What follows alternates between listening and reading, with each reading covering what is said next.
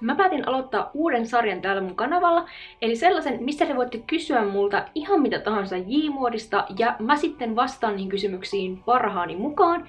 Ja tämän päivän teemana meillä tulee olemaan oman tyylin löytäminen ja tyylin kehittäminen, ja mä pyysin teitä Instagramissa laittamaan mulle kysymyksiä, joista mä koostin muutaman sellaisen, johon mä osaan vastata.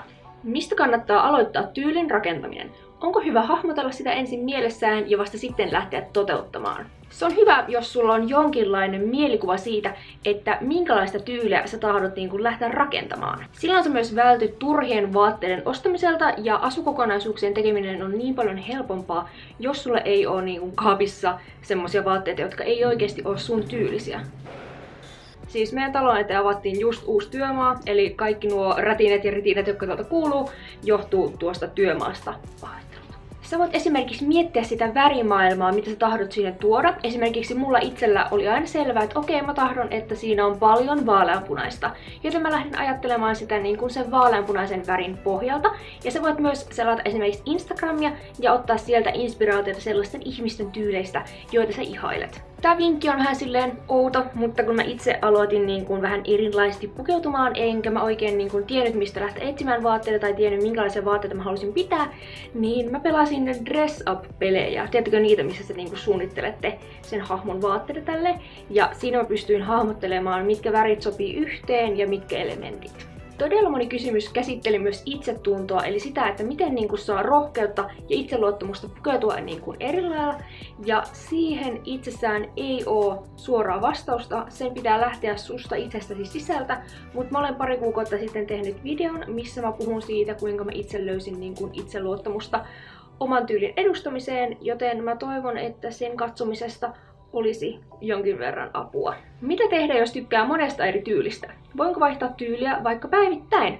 Kyllä voit. Sun ei tarvitse tyytyä edustamaan ainoastaan yhtä tyyliä. Mullakin on silleen, että tänään mä halusin olla tämmönen pastellinen. Huomenna voi olla, että mä haluankin pukeutua pastellikoottiin. Ja taas ylihuomenna mä haluan pukeutua miehekkäästi täysin mustiin vaatteisiin. Eli sun ei tarvitse rajata sitä ainoastaan yhtään tyyliin, eikä se tee susta yhtään feikkiä, jos sä vaihdat tyyliä päivittäin. Haluaisin pukeutua tuollaiseen tyyliin, mutta en tiedä mistä ostaa vaatteita. Saako Suomesta esimerkiksi Fairy Kate-tyylisiä vaatteita ja asusteita? Suomessa ei juurikaan myydä ollenkaan japanilaisen katumuodin vaatteita, mutta Helsingissä Forumissa sijaitsevassa Kilala-kaupassa on jonkin verran J-Fashion vaatteita, mutta ne ei niinkään ole Fairy Kateä, vaan siellä taitaa olla enemmän brändeiltä AC/DC Rägiä ja Lislisaa. Suurin osa suomalaisten J-muodin harrastajista tyytyykin ostamaan kaikki vaatteet ulkomailta, joko suoraan Japanista, nettikirpputoreilta tai sitten esimerkiksi Etsystä. Kuitenkin, jos ei ole mahdollisuutta tilata ulkomailta, niin kannattaa pitää silmällä justiinsa nettikirpputoreja. Suomestakin löytyy Japanese Street Fashion kirpputori Facebookista, johon joskus ilmaantuu myyntiin erilaisia kawaii-tyylisiä vaatteita. Ja muutenkin joskus kirpputoreiltakin saattaa tehdä ihan löytyä, jos joku henkilö, joka on harrastanut J-muotia, on luopumassa niistä omista vaatteistaan. Onko ok kopioida toisen tyyliä? Inspiraatiota saa ottaa, mutta ei kannata suoraan kopioida sen toisen tyyliä, koska se oma tyyli on osa sen toisen ihmisen identiteettiä.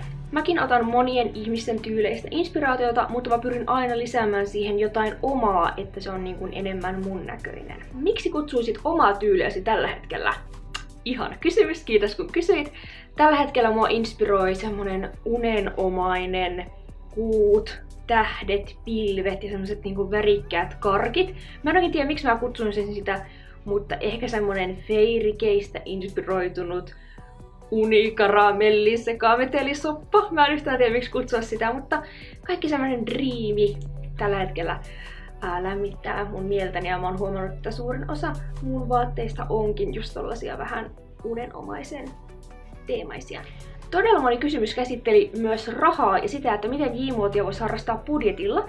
Ja niitä kysymyksiä oli niin paljon, että mä en ottanut niitä tähän videoon, vaan mä ajattelin, että mä tulisin tässä muutaman viikon sisällä tekemään uuden videon, missä mä käsittelen sitä, kuinka J-muotia voi harrastaa budjetilla ja miten esimerkiksi säästää kalliisiin J-muotivaatteisiin. Kertokaa kommenteissa, että oisko sellainen kiva tai näkisittekö, että siitä olisi hyötyä.